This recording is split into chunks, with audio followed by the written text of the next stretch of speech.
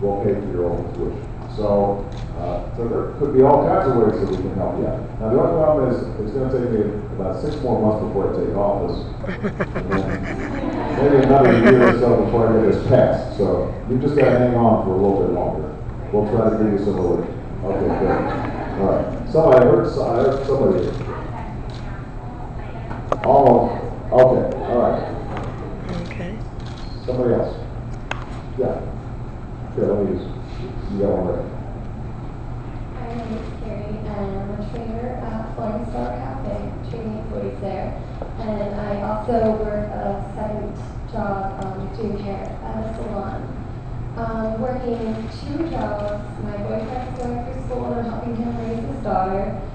He gets coverage and assistance as far as insurance goes because he's a student. This is health insurance. Health insurance, yes. And unfortunately, I cannot afford it through my employer, and I can't get any kind of assistance.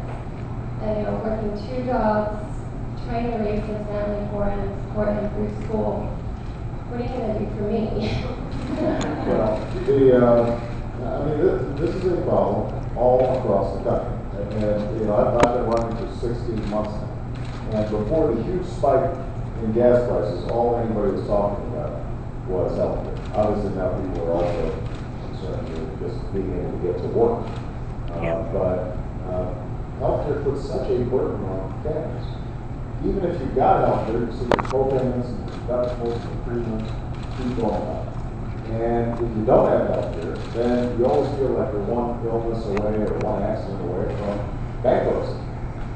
And the worst aspect of it is that you end up putting off preventive care that will keep you healthier and save the system money in the long term. So we've got to reverse it. Here's what I propose. If you've got health already included now, then what we do is work with your employer to lower your premiums by up to $2,500 per family premium. If you don't have health, then what we're going to do is we're going to set up a pool, a system that is similar to the one that I benefit from as a member of Congress. I'm a federal employee, so I'm part of the big federal employees pool. Since there are millions of people involved in that pool, it means that you can drive down, you can negotiate and get really good rates, which is hard to do for a company that only has 50 employees or even 500 employees. And you will be able to buy into this plan. There will be no exclusions from pre-existing conditions. We will emphasize prevention so that you're getting primary care and checkups and screenings.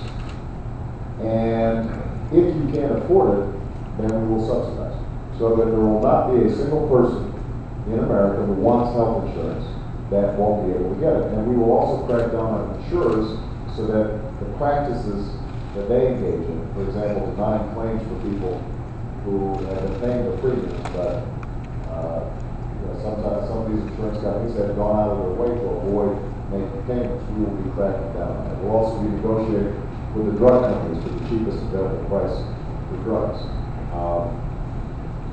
Now, it's going to be a challenge getting this passed because we've been talking about this since Harry Truman. And part of the reason that we don't get it done is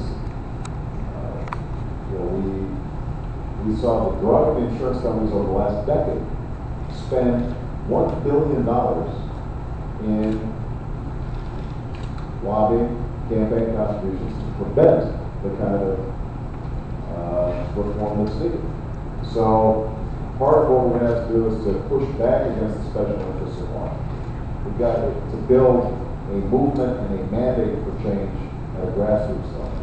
Your voice has to be added to the voice of all the folks out there who are going without health insurance, 47 million people, as well as those who are recognizing that increasingly it's getting harder and harder for them to keep their health insurance.